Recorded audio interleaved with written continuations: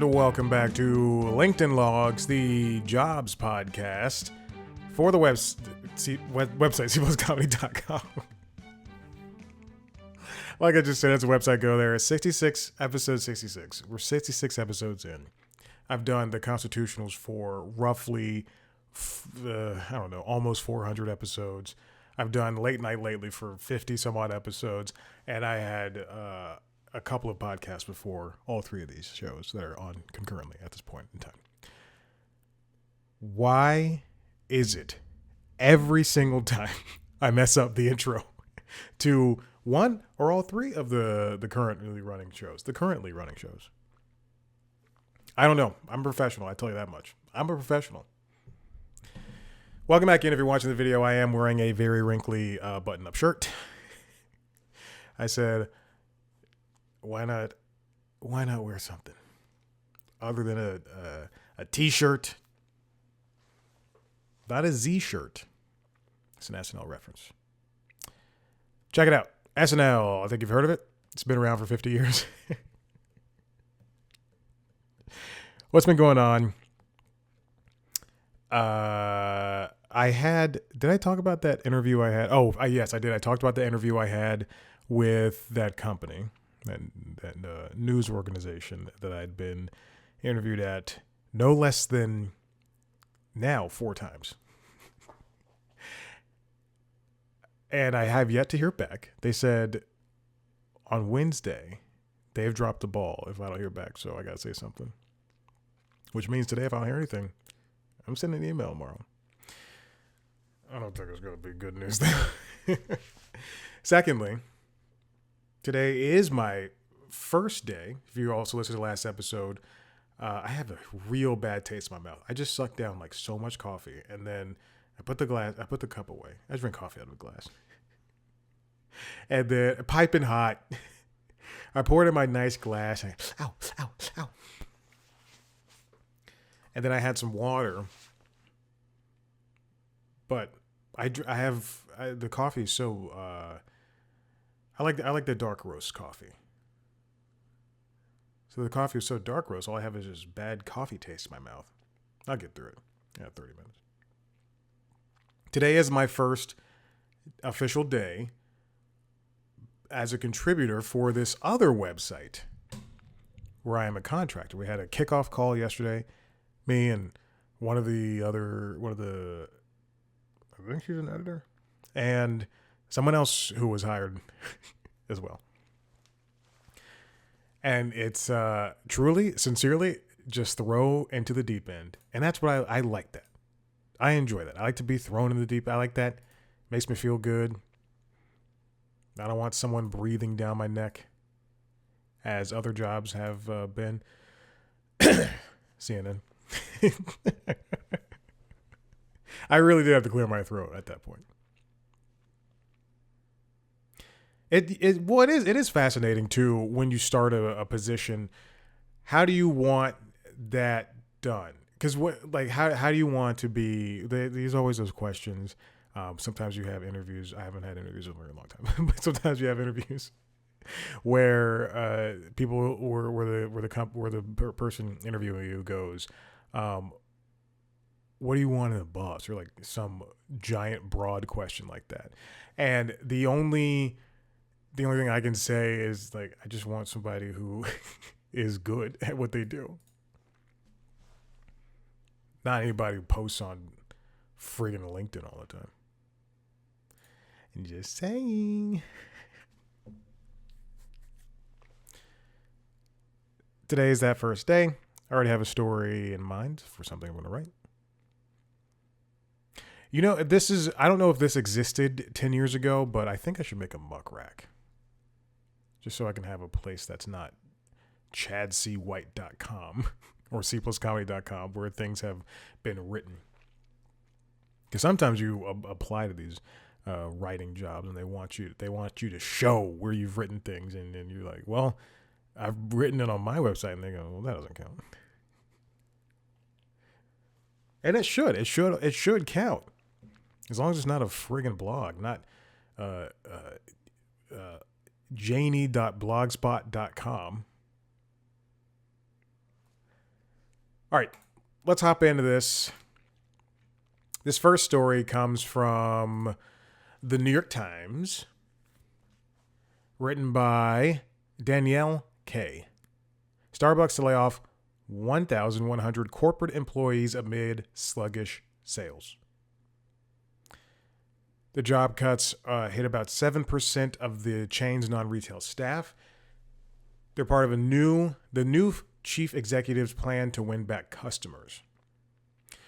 I believe the letter was sent to workers, on Monday.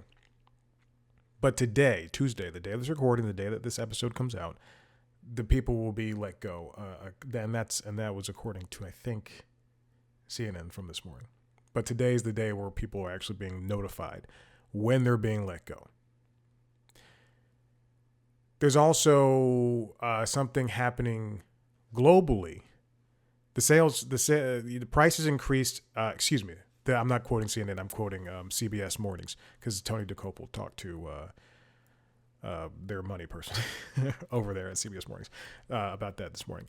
But I also know that there are coffee issues going around the world where coffee beans have, because of the climate, the price of coffee beans itself has gone up, which means on top of the prices that Starbucks is already charging, they also had to, throw in, I think, a 23% growth charge for what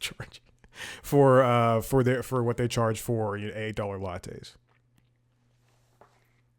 And there's also long wait times, which also factored in this. So Brian Niccol took over as chief executive last fall, has decided, he and his team, not just him, they're going to drop several of the drinks that they have available and try to woo back customers.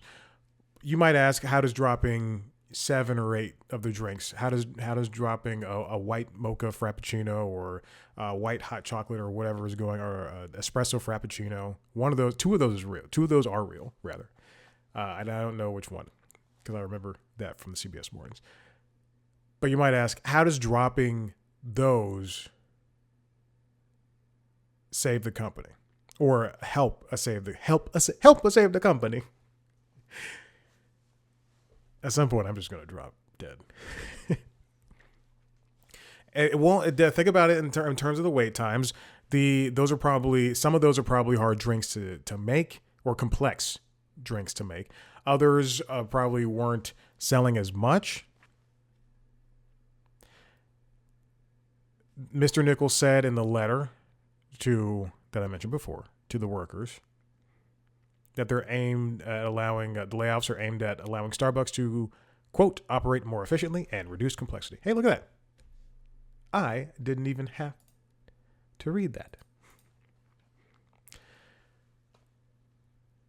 The company has 16,000 employees who work outside company-owned stores. Baristas are not included in that number. Starbucks had indicated in January that it planned to cut corporate jobs. Shares of Starbucks rose more than 1%. The in-store experience is being rethunk by Mr. Nichols. They're trying to make it better for customers and streamline the experience. Streamline the business. That also includes a couple of months ago they decided you have to buy something if you want to use the bathroom. No more freeloaders walking in using the bathrooms. He wants changes to the mobile ordering systems to address surges in orders, which happens. When I was at Starbucks at CNN Center several years ago, we were busy all the time, but there would be points, especially during lunchtime, or if you were there during breakfast, the breakfast hours, there would just be a surge of people. And because it was CNN Center, there were also field trips. And you would just see little children run up. I want a frappuccino. Paying coins. Which I always thought was funny. I was never mad at kids because I was one of them at some point. Not buying Starbucks because I don't think Starbucks existed as widely as it does now. I was paying for things in coins. And it was also when I made a nun laugh. I made a nun just crack up. Her habit was shaking left and right.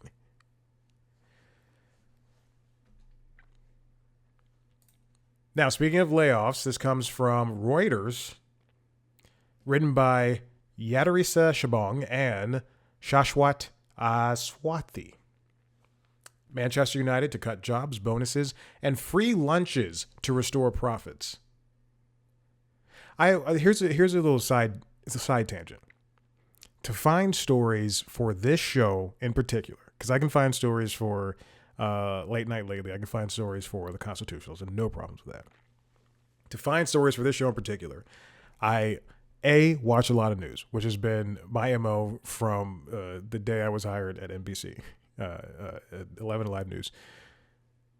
2, now I go to Bing, I go to Google, and I type in jobs and job news, and I go to the news section. For Google, it will take you to the Google News section, and then they'll have links, and they'll link out to the source. Okay? For Bing News, it'll say, "Hey, this was written on Reuters by Reuters authors," but it'll link to MSN. And I'll show a story on MSN.com. And that is very skeevy. I do not appreciate that. Let me link to Reuters. And by the way, I couldn't find a link to Reuters or CNN or whatever I was trying to find, whatever I found on Bing. Couldn't find a link to it to save the life of me. It was always MSN.com. And then it would have like a little, it was written on Reuters, written on CNN. No, I want to give them the credit. I want to give the sources the credit. I don't want to give you, MSN, the credit. It's ridiculous. Manchester United will cut around 150 to 200 more jobs as part of an overhaul to return to profitability after 5 years of losses, the Premier League soccer club said on Monday. It's interesting. I would think that Man U is one of the most popular soccer teams in the world. You know, you would think that, first of all, they're a public company and they're trading, which is crazy to say. But you would think that they would have a ton of money. Like they're one of the most in terms of sports in general. I think Man U is one of the most popular teams around right now. Like I could go out and buy a Lakers jersey. I think about them in the same vein as even if they're good or not, I think about them in the same vein as the Lakers or as the Cowboys or as the New York Yankees. Like it's just a name. Anyway, the plan is in addition to 250 jobs removed from last year, the club said. They've been restructuring and cutting costs since British billionaire Jim Ratcliffe took a 25% stake last year and took charge of soccer operations to try to revive his fortunes on the pitch. On the pitch, little bit of footy. In September, the 20-time English champions reported its fifth straight annual loss as it missed out on the lucrative European Champions League competition. I would think that if they were playing well last year, again, I don't follow Man U, but if they were playing well last year, this wouldn't really matter. The restructuring plan includes to end free lunches for staff in the Old Trafford canteen to save more than £1 million, which is about $1.26 million a year. Some staff will move from Old Trafford to the new training facility at Carrington near Manchester, and all the club's leadership will be based in Manchester. The moving people to the training facility makes sense because you're trying to cut down. It's the same thing that happened at Warner Brothers. Instead of paying leases for 2 buildings, you're paying leases for 1.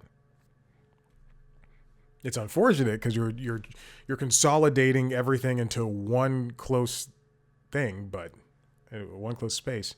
I don't know what's going on, but if you hear a loud buzzing noise, that is from my end, and I'm trying not to let it happen, but I have to record an audiobook today, and I hope that stops because I'm almost done, and it is due in 3 days. And it's my fault. I could have been working on it the entire time. Executive bonuses will be paid at a reduced rate this year and then transition to a revised scheme based more firmly on the club's football and financial performance. The club's charitable donations will be focused on Manchester United Foundation and Manchester United Disabled Supporters Association, and is in talks with MUF and about the level of its contribution. We're going to be reducing the money, basically. I can't see that shares were up 0.5% on Monday for Man U. I can't see that this is something that their charitable donations is something you can write off. I assume if you are a big company like this, but I can't see them taking away free lunches is something to save money on. But then again, having people go to your cafeterias and pay for food is something that you can make back. But I don't know. I don't know how Manchester United works as a club. That is so annoying, and I can definitely see it in the waveforms. Let's continue on with the layoffs. Joy Reid was let go from MSNBC. They canceled her show. This comes from Wyatt Grantham Phillips. Okay. And she's also leaving MSNBC. Last night she appeared in the final episode of her show, which was airing on weeknights at 7 p.m. If you don't know who Joy Reid is, she hosted The Reid Out. She's probably one of the most prominent stars on MSNBC. It was an hour-long show, started at 7 p.m. She interviewed politicians and other newsmakers, blah, blah, blah, that same thing. I saw a clip of her from the show last night, and she was wearing... This is something I would not do. If NBC Universal, if MSNBC canceled my show, I would not pop on with the NBC News sweater or a rain jacket or wherever she wore. I would be mad. I'd be mad as hell. I'd be talking so much trash. Also, additionally, two things I don't have linked here. Rachel Maddow came out and she was like, "That was a stupid decision." She went on her show and was like, "That's stupid. You should not have canceled that show." And then Jen Psaki, I believe her show is expanding from 2 days a week, or it's expanding. It's expanding from like 2 or 3 days a week to however many days per week it is. It's expanding. That's what I'm saying.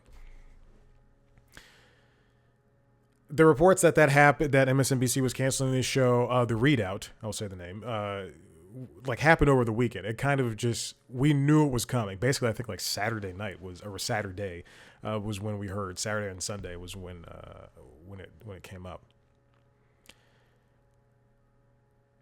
In the coming weeks, rotating anchors will host Joy Reid's Hour. Simone Sanders, Townsend, Michael Steele, and Alicia Menendez, whose father, Bob, has been sentenced to jail for basically for taking money, I think, and bribes and all that stuff. Alicia Menendez, Steele, and Townsend currently serve as hosts of The Weekend, which is another MSNBC program, which is a roundtable panel show. Is going to move to weekdays. They're going to move to weekdays at 7 p.m. to host a new ensemble news program. I feel like this is they're trying to be in competition with Fox News because they have a lot of panel shows. And now we are at a point in 24-hour news when we have more names than there are hours in the day to host a live show. And when you look at let's look at Fox News. They have a morning show, they have an evening show that are both big panel shows. And those are the ones that people talk about the most. And then you have in between that, you have, your Sean Hannity's and your Lou Gossett Jr.'s. I don't know. The rest of those shows. And then for CNN, they have a morning show. They have 2 morning shows that are both panel style shows. They have midday shows that have multiple anchors, and then they have evening shows that are headlined by their I don't want to say A-list, but they're bigger names. That also I will include Wolf Blitzer when he was in that time period. It's so it is so concerning that we are leaning on this. Not, I don't want to say talking head, but we're leaning on this idea that we need to have like that news can only be done by these bigger people, and because when you go back to your Walter Matthau and your I'll even say Johnny Carson and I know he's not a news personality, your Dick Cavett, but we didn't. Those were the people. Those are the people that existed during that time period when TV and news and late night, they were kind of nascent. I Love Lucy was, for all intents and purposes, yes, it's I Love Lucy starred Lucille Ball and Desi Arnaz, and then also we had the others. But the show was about Lucy. People came for Lucy because Lucy was funny. And extending this out to Fox News and then CNN and now MSNBC, to have all these panel shows, to have person A and person B and person C and person D all talking over each other, that does nothing, because they're more or less going to bring the same identities to the shows. The View is it's Whoopi Goldberg and Barbara. I don't know who else is on The View. It's Whoopi and Joy and Sunny and Sarah and Alyssa Farrah Griffin and Anna Navarro. And yes, they disagree sometimes, but all in all, they're just basically putting out the same product.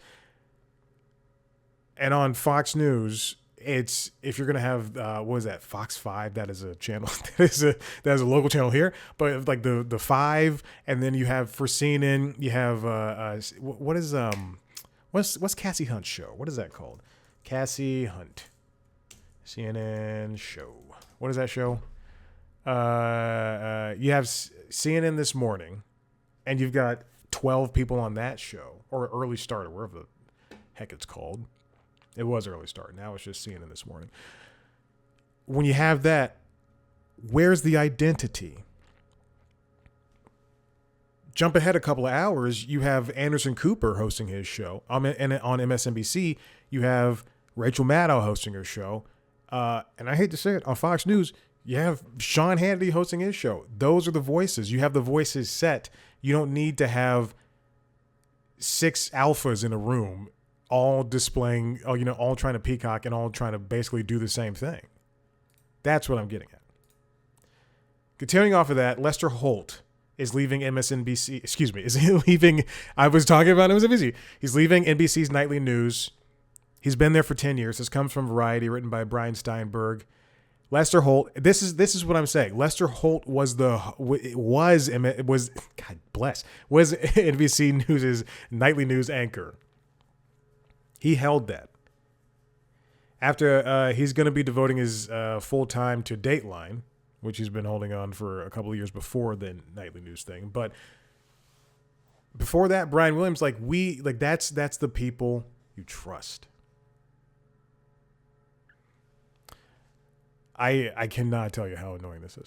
Also, what was I? I was going off on a tangent about news.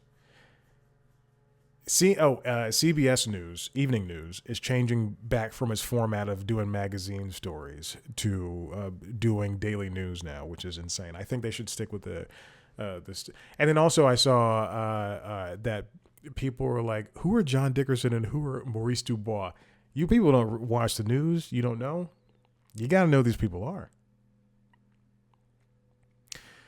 We've seen a lot of senior TV news personnel leave in recent months, the news period, as the industry grapples with new economic pressures brought about by the rise of streaming and contends with a harsh climate for media outlets in the early days of the second Trump administration.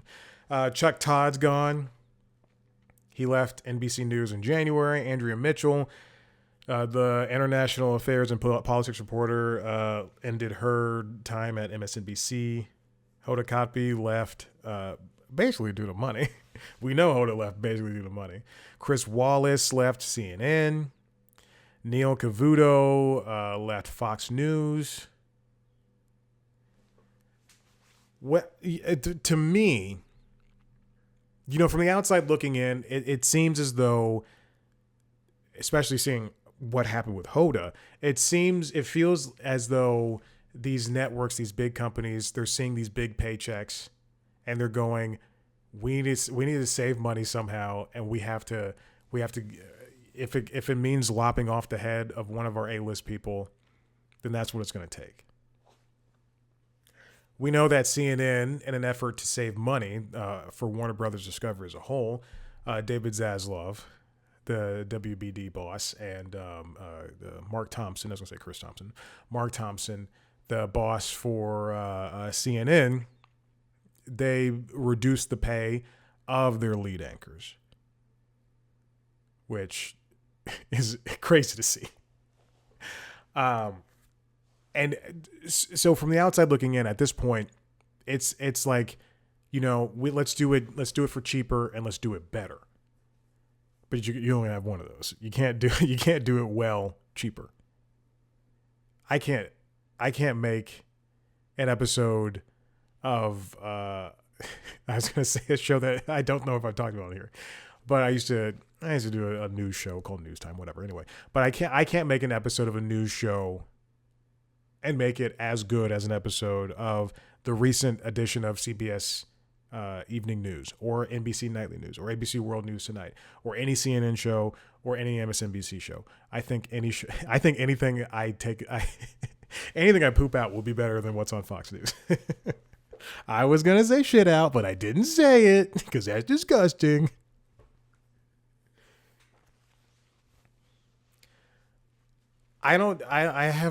It's where are we going to take the news delivery from this point? Because when you have Mark Thompson and David Zaslav letting go of one of their anchors because he's an outspoken person against the current president, and those people love the current president, how are we supposed to trust what's coming out from the news that we need to have multiple sources. We need to have different ways to watch news. I don't just read one website. I read multiple websites. IGN, GameSpot, Eurogamer. I just named video game stuff. The Verge, Engadget, CNET. All right, this next one comes from Shania Shelton, Tammy Luby, Josh Campbell, Ava McKinn, I know her, and Evan Perez, I know him as well. From CNN, federal employees told to justify jobs in an email or Musk says they face dismissal. Now, you've definitely heard this story. There was an email that was sent that said, the subject line reads, "What did you do last week?" And then it says, "Please reply to this email with approximately 5 bullets of what you accomplished last week and CC your manager. Please do not send any classified information, links, or attachment." The email came from the Office of Personnel Management's new HR email address, but it had no signature. Now, and then also Elon Musk said, failure to respond will be taken as a resignation. They sent it to several national security agencies like the FBI, CIA, blah, blah, blah. But several of those agencies and multiple other federal departments advised staffers not to respond to the email immediately, suggesting the broader executive branch was not informed of nor prepared for the demand. I'm going to say this, and I know the consequences of this. If Elon Musk sent me that fucking email, I would go to his house.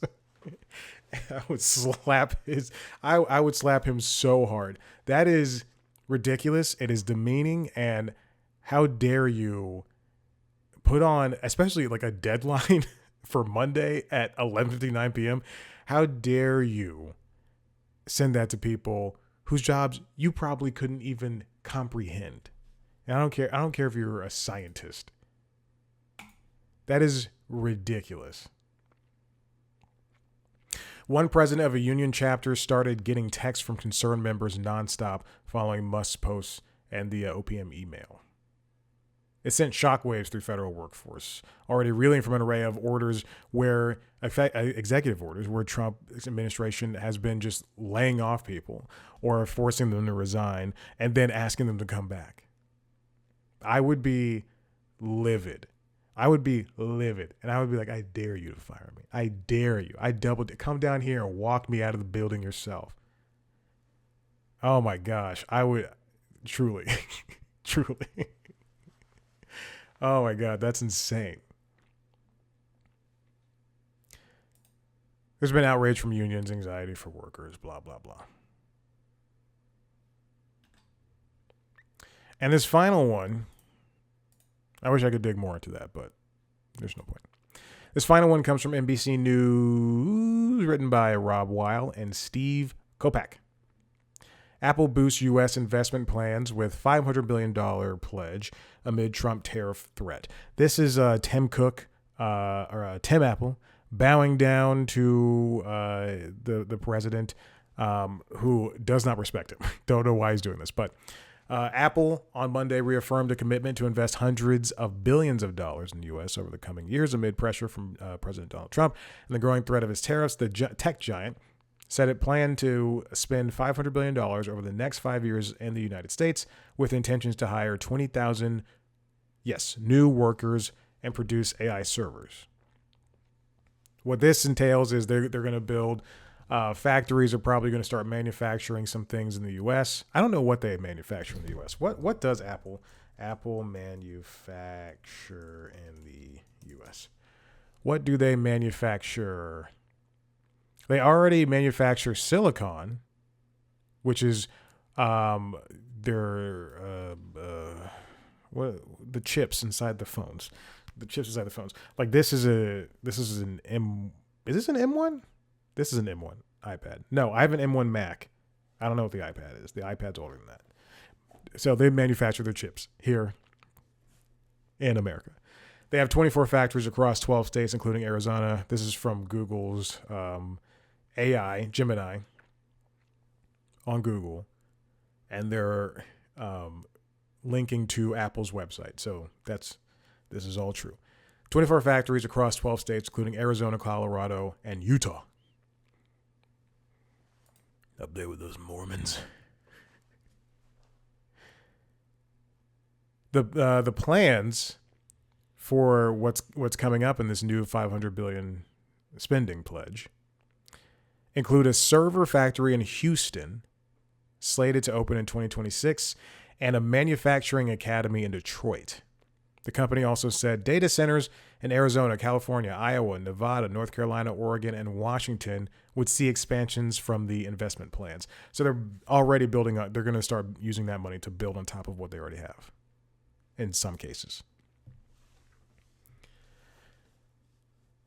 In 2021, they previously announced that they were going to invest $430 billion domestically over the next 5 years. So this isn't something that's new, but this is the repeated investment, the money that extra 70 that they're now doing is something that is, the extra 500 million, but it's 70 more than what they did previously, because their 5 years will be up next year, and that Houston comes from part of that 430, that Houston thing in 2026.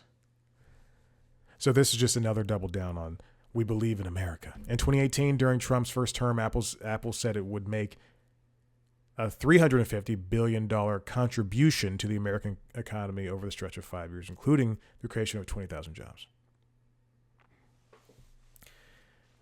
When will we see the effects of this? I'm going to say, they can invest money into what they already have, including the expansions, They can already invest the expansions in the Arizona and California, blah, blah, blah. They could do that, and that could be happening now. But these 20,000 jobs, I can only see happening after 2026, 2027. Because you have to have places to build on that. If they're going to be building a server farm for AI, for Apple Intelligence, then that would have to, yes, you could have a building, but then you have to build the servers to have it, and that takes time. Or to the servers that will be housed in it. And that's, hold on. I just read a quote from the president that I will not be reading.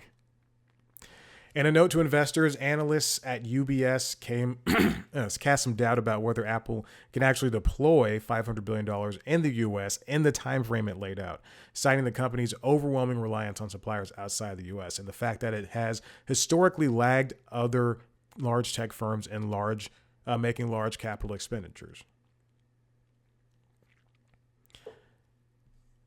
That makes sense. It's Apple has, for what it is, for the company that is, it is a very consistent moneymaker. And even still, even if they can say we're taking $1 billion and we're investing it in Apple TV, we're gonna make content, and then next year they're like we're making $2 billion, and then the next year they're going we're taking back $1 billion. They're still going to sell phones. They're still going to sell laptops. They're still going to sell the desktops. And at some point, they're going to be introducing new things, like a new version of the TV. No car. They said no car. So I can see them doing the $500 billion, but it will be more time than what it is, because I don't know if we've seen the effects of what they did in 2018 with the 350, or what they even now, because even now the 430 in 2021, we're coming at the tail end, and that Houston data center is going to be built next, or we're going to open up next year. So where are these jobs going to be, and what will they entail? And you can have a manufacturing academy in Detroit, but what is that in the end? Why are they doing this? They're avoiding tariffs. The playbook appears to track closely with its strategy during the first Trump administration, when it allowed the president to take credit for a plant that had been making Mac computers in Texas for at least 3 years before he took office. Like other products Apple makes in the United States, or says it intends to, the Mac in Texas, made in Texas, is not one of its mainstream models. Really? See? Look at that. They're still going to be building iPhones with tiny little hands in China, unfortunately. We'll see about that. That's not, it's true. I'm laughing.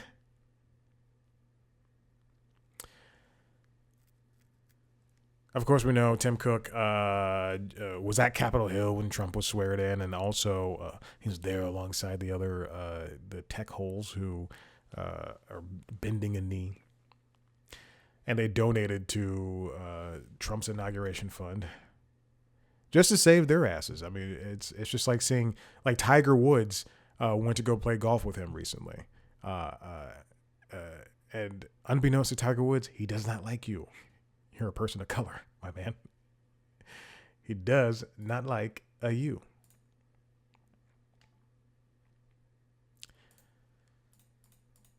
Well, that's all the job stuff I have for you. Listen, if you like what you heard here, head to the website, cpluscomedy.com, where you can see me talk to famous people sometimes. If you want to watch a video version of those talks, or of this show, or of the other podcasts, Late Night Lately, the Late Night Show, and the Constitutionals, go to youtube.com, the Entertainment Business News Podcast. Go to youtube.com/C+Comedy. Subscribe to those shows wherever you get your podcasts. Follow us on TikTok, Facebook, Instagram, and Blue Sky at C+ Comedy. Follow me on those platforms at Chad Black White. Thank you so much for listening. We'll see you next time. Bye.